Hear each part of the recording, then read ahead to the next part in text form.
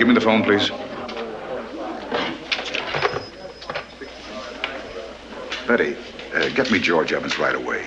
He's got his crew at the new building. George? Evans? No, Mr. Spencer, sure didn't. Mansion house? How can that be? Well, I'll go right down and check it and call you back.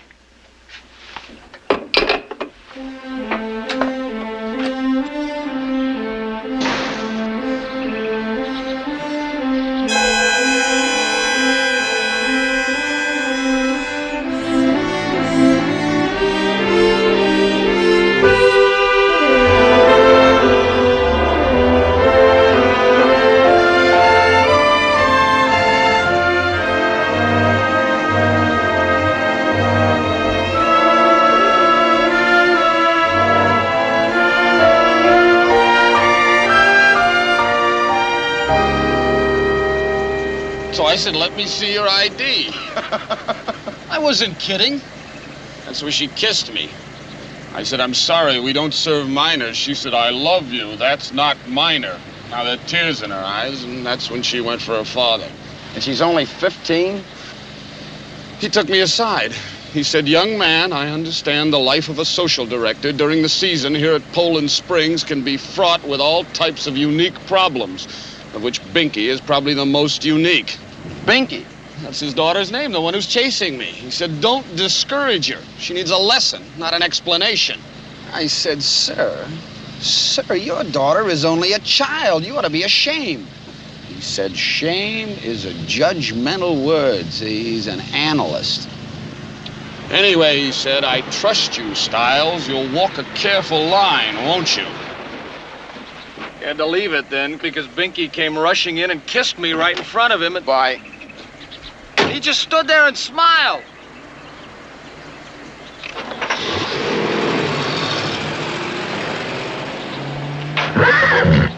Leo, put Hershey in #1 stall. Yes, ma'am.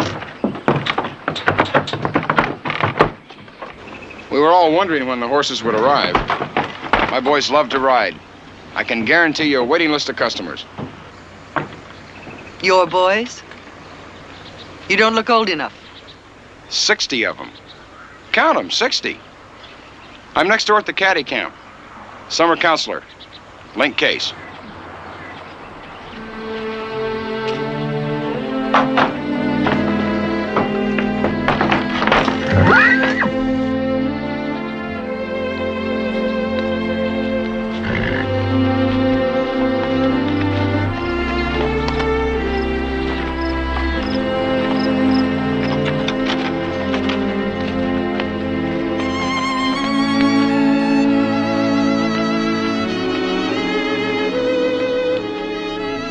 You may close the gate now, Link Case.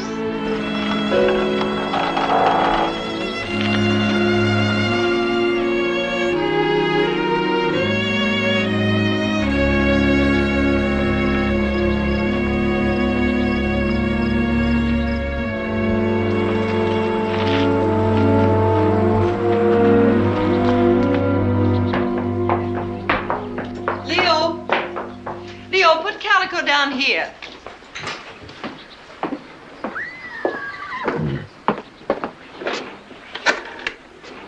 Mr. Spence. Well, Mr. Spence, whoever did it broke the lock and fired up furnace #2. First time in 30 years. Don't make no sense at all. Yes, sir. We'll put a new lock up.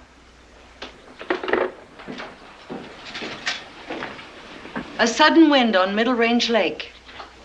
A September sunset. Remember, George? A canoe that overturned. A girl who couldn't swim very well. Well, the least a person can do when he saves your life is to remember, wouldn't you think? Morgan? Morgan Matheson? Are you Morgan Matheson? I'm Morgan. Only last names change. Well, now, as I recall it, that Morgan girl was about the best horsewoman in Maine. Still with horses? Still. I hope she'll stay this time. She will, George. She will.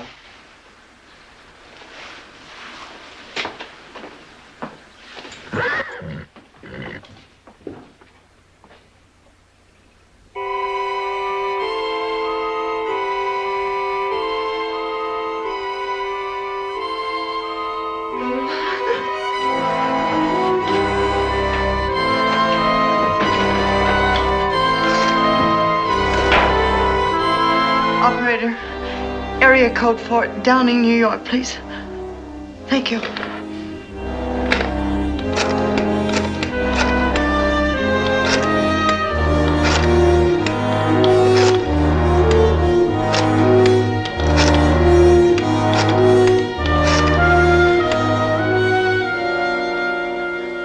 Riverside Institute. Dr. Martin Herzberg, please. Tell him Mrs. Morgan Harper. No, wait. He wouldn't know that. Mrs. Morgan Mallory.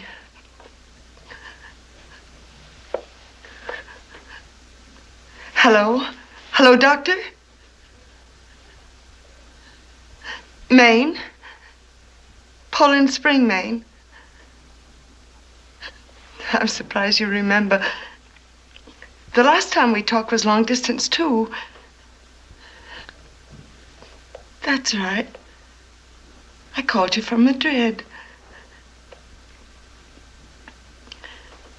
Eric's got away from you, hasn't he?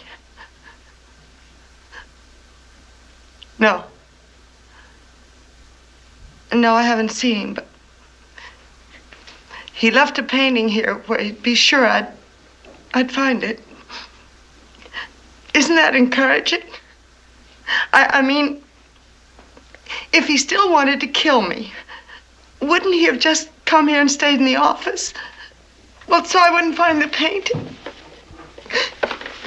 Maybe he's better.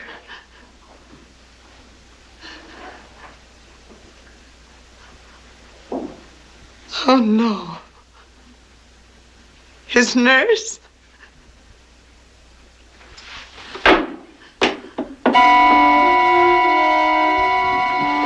Sorry, Mrs. Harper. That calico don't please me none at all. All the time shows me the whites of his eyes.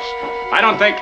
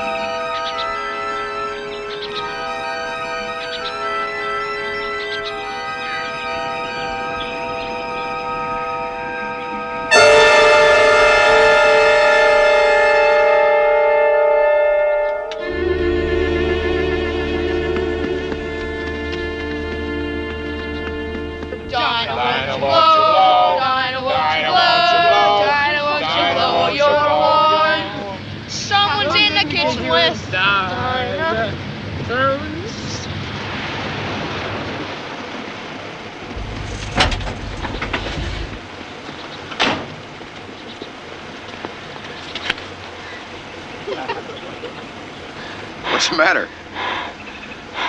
Just hold me. These woods can get spooky, especially around sunset. Engine or flat? Don't let me go, please.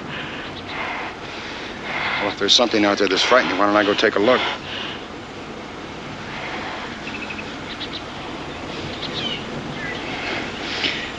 No, thank you, Link Case. Just take me home, please. Out and then back.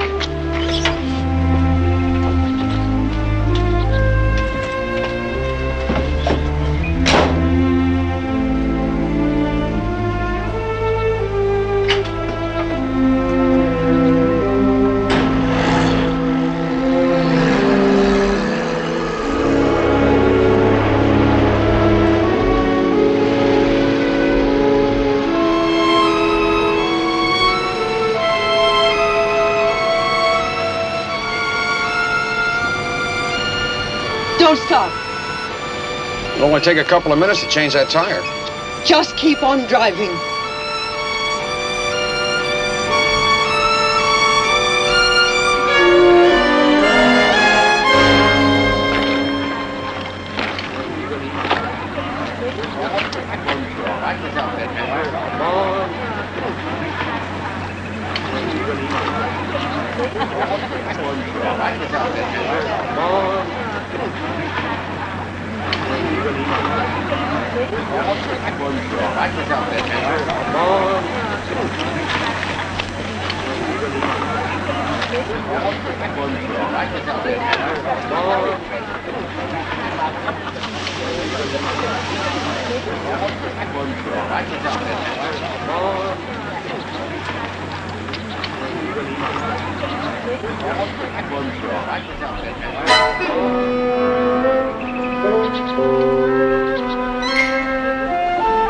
Stiles, are you hiding? My social director hiding? No, I was scratching my back. I think I picked up a summer rash. Hope it's not contagious.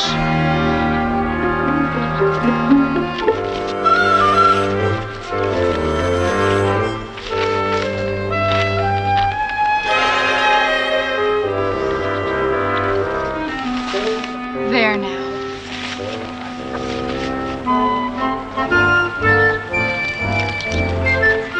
Doctor, Mrs. Klein.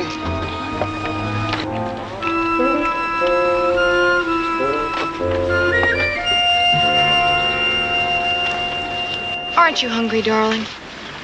Not especially. I haven't eaten a thing since I first met you. You can really lose weight when you're in love.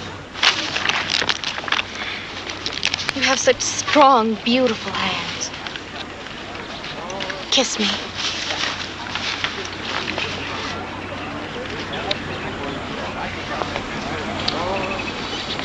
Love lobster.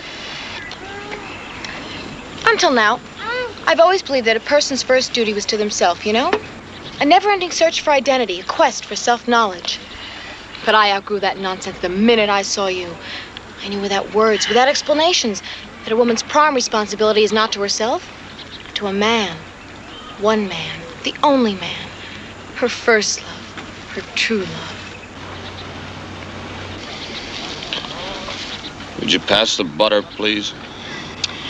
All right, be evasive. I can appreciate your confusion.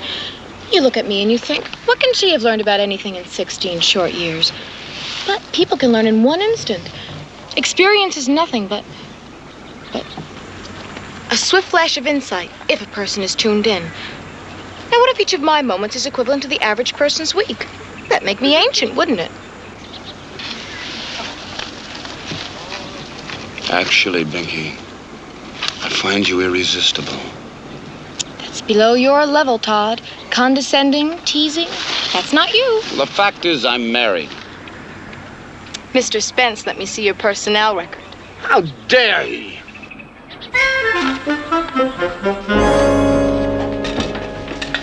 Scar tissue around the eyes. One eye is gone. He had an accident. A very bad accident. Well, he sure doesn't sound like a hard one to spot. I'm leaving Deputy Stone here in case he tries to make contact again. I guess I don't have to tell you. Stay close. Don't go off the hotel grounds until we get him. Stone?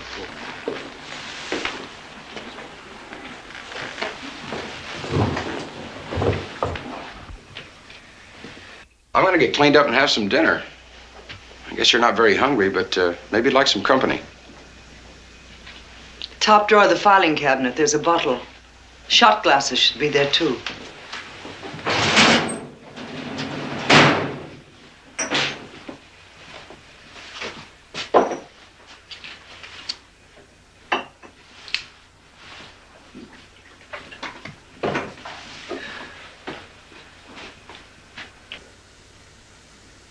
I keep it for company. Company?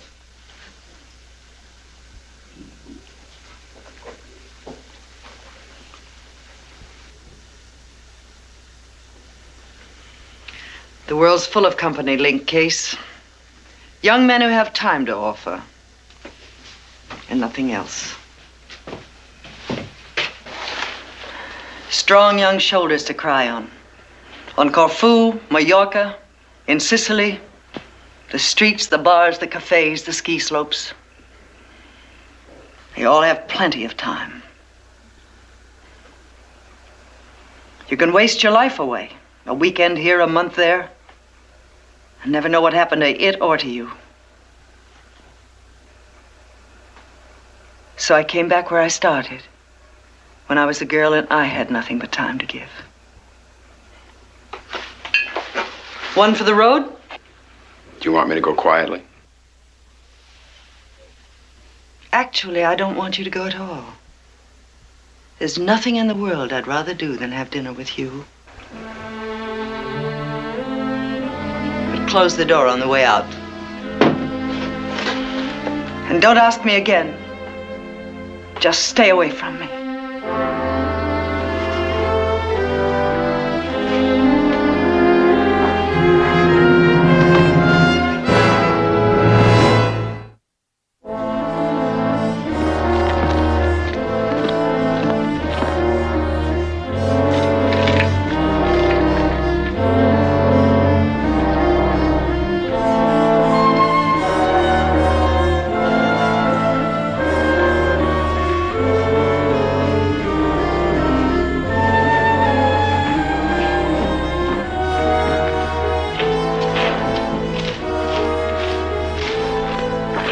Broke this one too, Mr. Spence.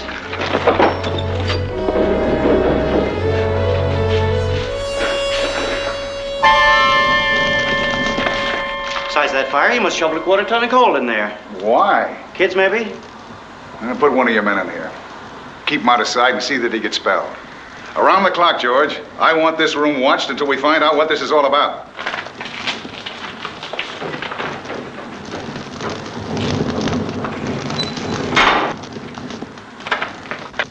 Close off the line. Very good, very good. Stop writing on the walls. Close off the bunk, put the iron away, straighten your blankets. Very good. Dismiss! Let's go. Get the ball. Aren't you even interested in why I'm here? Why? Since you insist, I'll tell you. No, I mean, why should I ask? Common courtesy. I've got a date with man's best friend. Mrs. Harper. A horse. Dogs are man's best friend, not horses. You can't ride a dog, you can ride a horse. You and I, good buddy, are gonna swap jobs. Oh? Well, you need the experience of meeting people. You need to broaden your horizons. You need to open up, old man. What is this? Inspecting a bunch of kids to see if they can make hospital corners on their cots, to make sure their socks and their sweatshirts are washed. There's no growth in a job like that. Binky's really bugging you, huh? Binky? What's Binky? Ask her. She's right behind you. Huh? You need to open up more, old man, and watch those horizons here.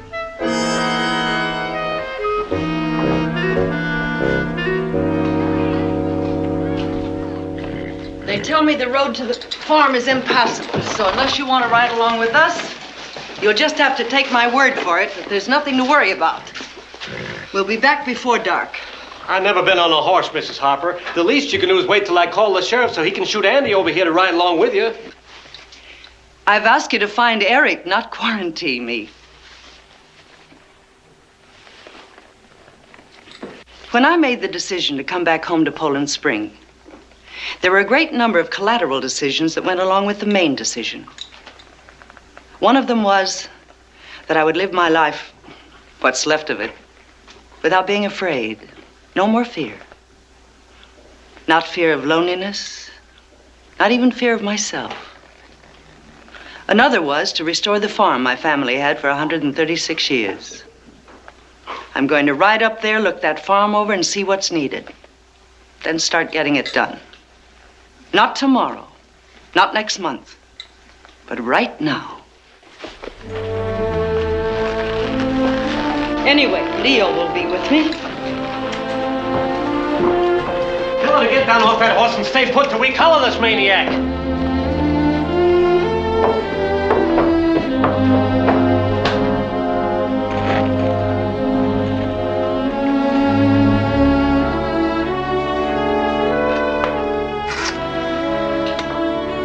Sheriff's office, please.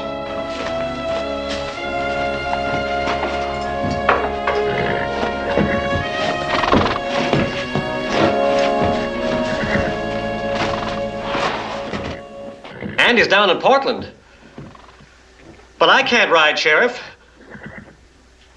Yes, sir. Right away, sir.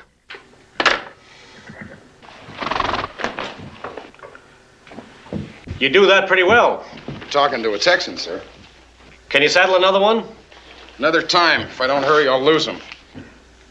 I know where they're going.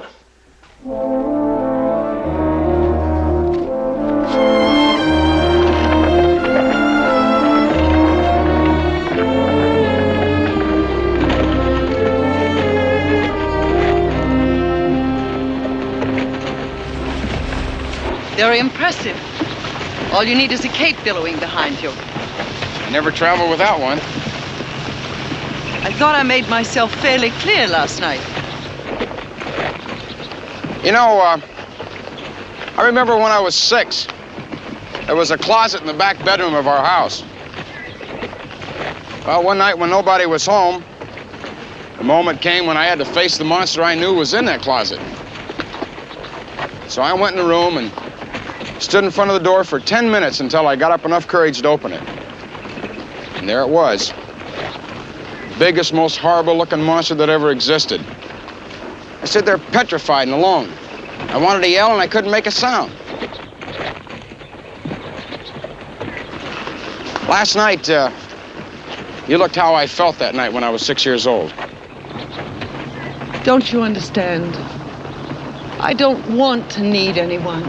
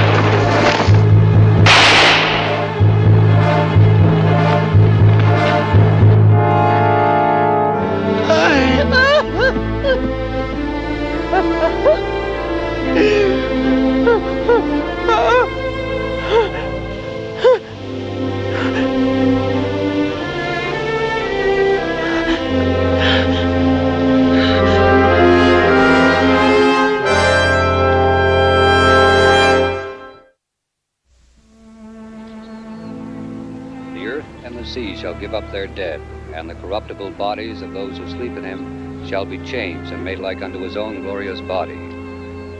The grace of the Lord Jesus Christ, and the love of God, and the communion of the Holy Spirit be with you all. Amen.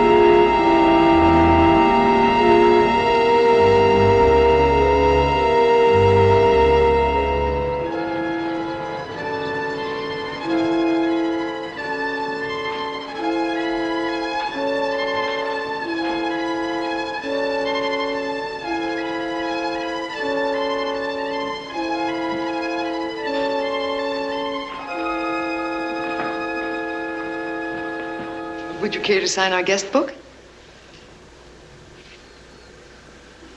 You have paintings in that room on the 3rd floor. Oh, you've been here before. Yes, some of them are quite lovely, aren't they? But most people don't want to take the trouble to climb the stairs. 1943, one August afternoon, I came out of that door. Just as she came in from the outside. That sounds most romantic. What happened? We lived happily ever after. Oh, then this is a second honeymoon you're coming back.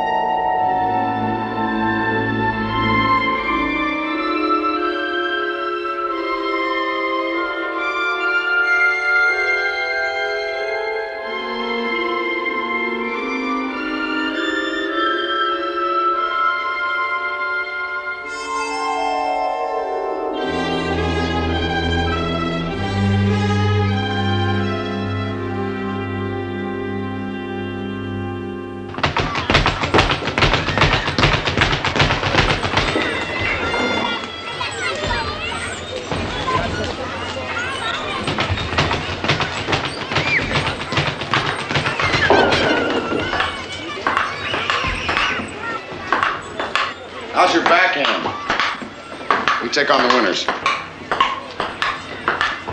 Can you get away? Sure.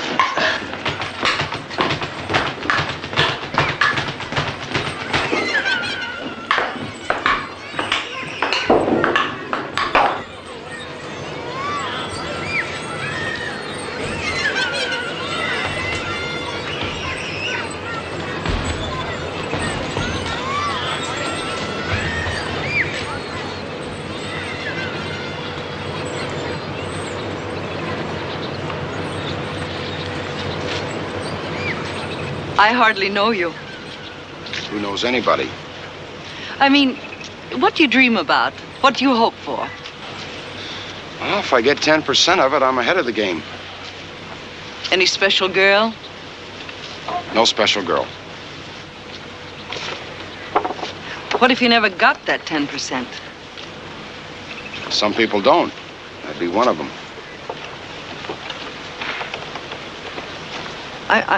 I'm trying to get up enough courage to ask you to, well, to do something that could end all your dreams.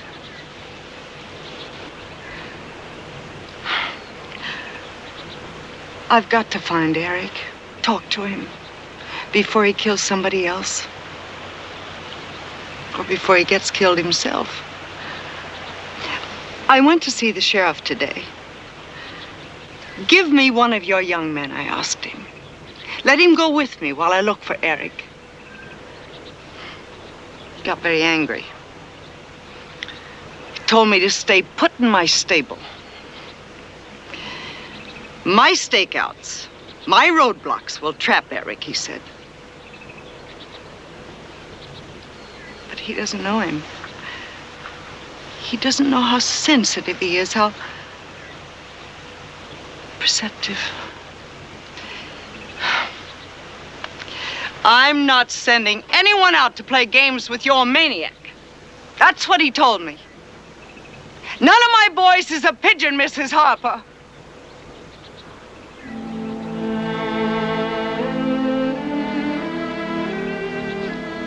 Is there no limit to guilt?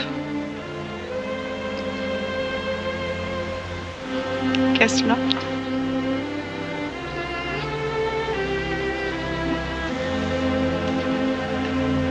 Else, why would I ask you to help me, Lynn Case? Why would I say to you, please? Please. Please help me.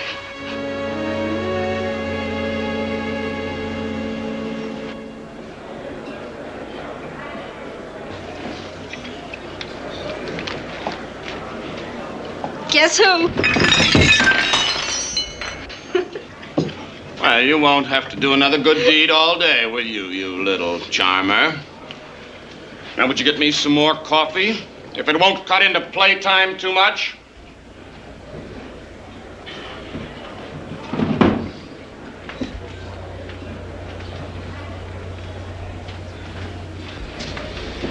Here's the 40 I owe you. Oh, I thank you. And Binky thanks you. Now we can get that magnificent set of sterling we've always wanted. Extra set of car keys, bank book, and a letter to my mother. But don't mail it unless you have to. Well, the only thing you've forgotten is a last will and testament, like, what do I do with your Ranger jump boots? Where do you think you're going? With Morgan to find Eric. With Morgan to find Eric. Why? Because she asked me.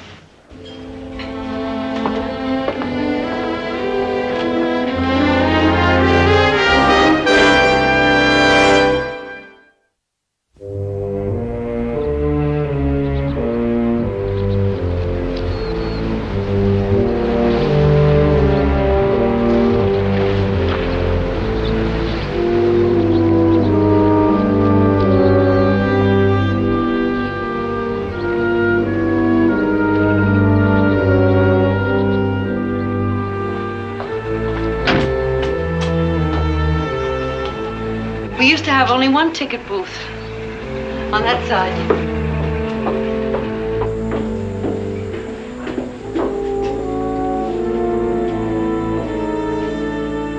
My picture used to be here, in a frame like this.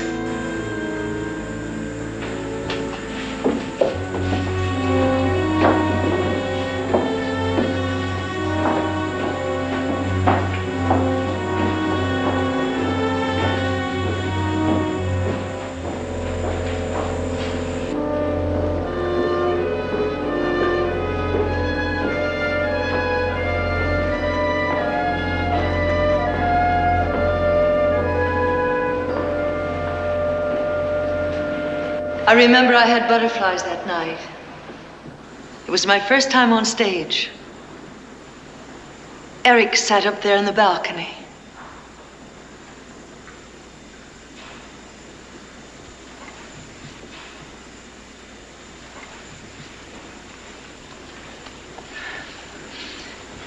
The lights were so bright that I couldn't see him sitting up there painting me. When the performance was over, he came down, and as we were still taking curtain calls, he handed me the painting. I remember thinking, am I that beautiful? And suddenly Eric said, you are to me. Just as though he could read my thoughts.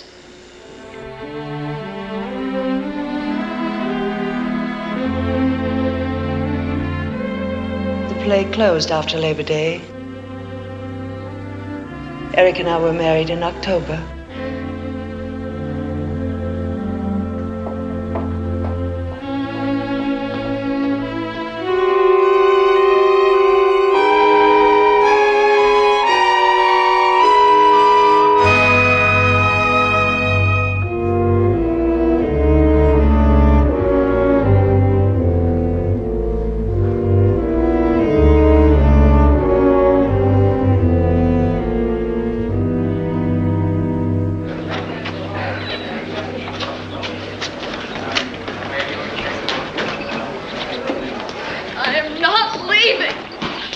Get in the car, honey. Now say that again. I'm not leaving. I'm not ever leaving. I want you to know, Binky, that for 16 years I have cherished and adored you. I have lavished upon you the essence of all my scholarship, the distilled learning of centuries of Judeo-Christian philosophy, the psychic revelations of Freud, the revisionism of subsequent schools of human behaviorism. I have done this, I earnestly believe, not out of parental guilt, but out of my love for you. And I now, with that same love, tell you to get into this car and knock off this nonsense, or I shall in plain sight of everyone take you over my knee and wail the living daylights out of you. It's a count of 3, Binky, then no mercy. 1, 2... Todd! 3. Oh, Todd, I knew you wouldn't let me go. Binky, knock off the tears. I have a problem with a friend of mine who's in real trouble. I have a list. These are things I absolutely hate to do. I also know they happen to be things you love to do. Water skiing. I have water on the knee, same problem in the snow. Horseback riding, a slipped disc. Tennis, tennis elbow. Golf, weak wrist.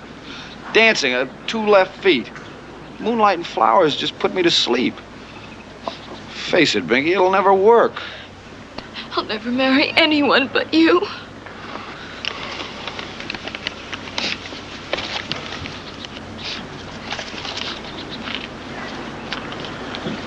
Goodbye, Binky.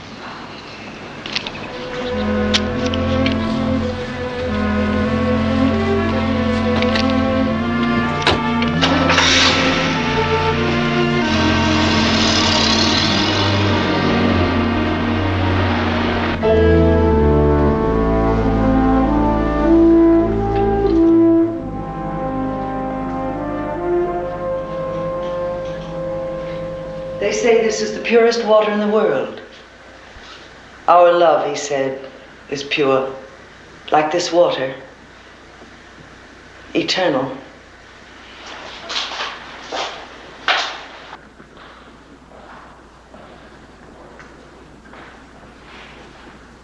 We went to New York,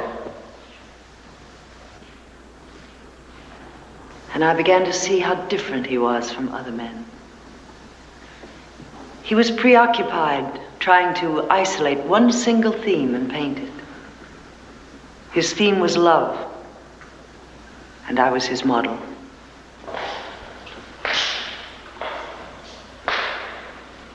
He saw everything through me, but with me alone, he couldn't capture what he wanted. He brought in young men to pose with me. Made them hold me, kiss me while he painted.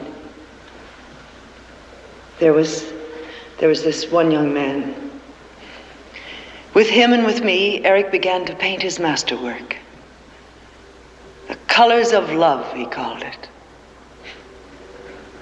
No wonder.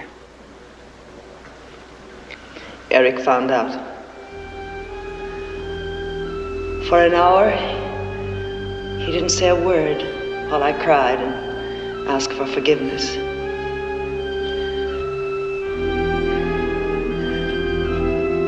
Then quite calmly, he walked over to the drapes and set fire to them with his lighter. One by one, he started throwing his paintings into the flames. I tried to run out, but he forced me back into the studio. I got out through the skylight. A panel of glass fell on his face. I don't blame you for that, Morgan. I paint better with one eye. How's the old saying? How blue the day is to the eye that's been blinded. Eric, let him go. I'll come with you.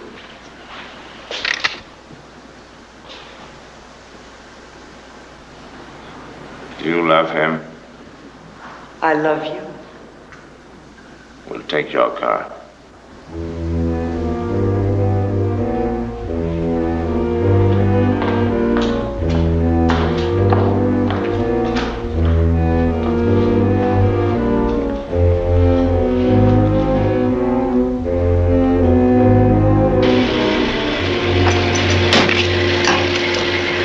Guy with broad shoulders, blue eyes, and a soft head. He's traveling with a woman, one of those handsome mid-40 jobs in a caddy convertible. Does that ring any bells?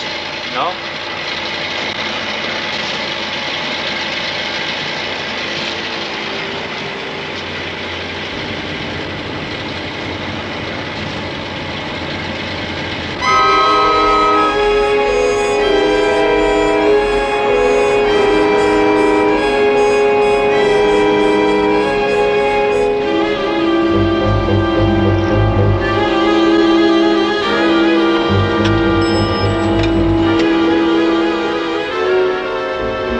sheriff's office.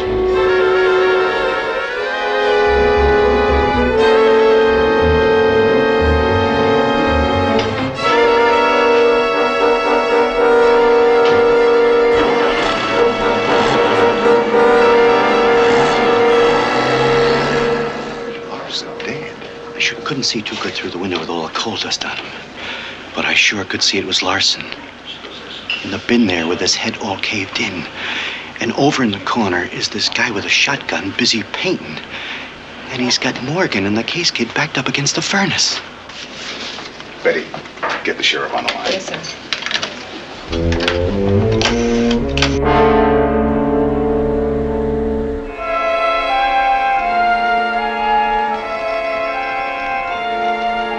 Darling, get in closer to the furnace, please. I want the pattern of the flame as a background, yes. Yes, that's it, yes.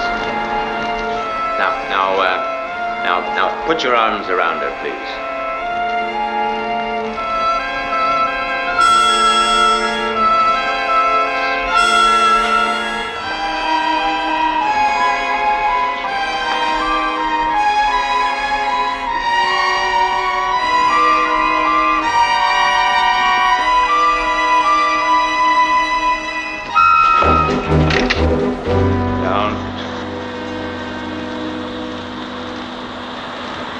I said, arms around her.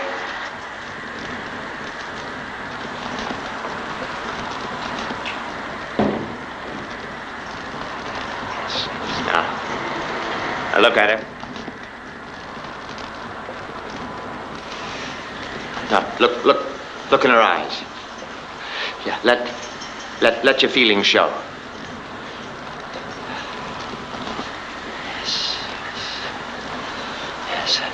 Darling, when I finish this, how would you like to go to Kashmir? We'll rent a houseboat. You know, lotus grow in the water and minstrels pass by. What do they call those little boats that they propel around the lakes? It starts with a D, doesn't it? I'm sorry, Eric. I don't know. Yes, well, maybe we'll find it there. On the surface of their lake, in the substance of their moon, the reflection of love. And I shall pin it to canvas and make it last forever in paint.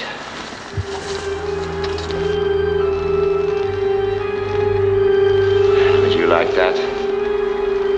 Yes, darling. It sounds wonderful. I've missed you terribly, Morgan. I waited all week to paint you. And why did you go out and not tell me? Darling, I only went to the store. I bought the raisin bread you like so much.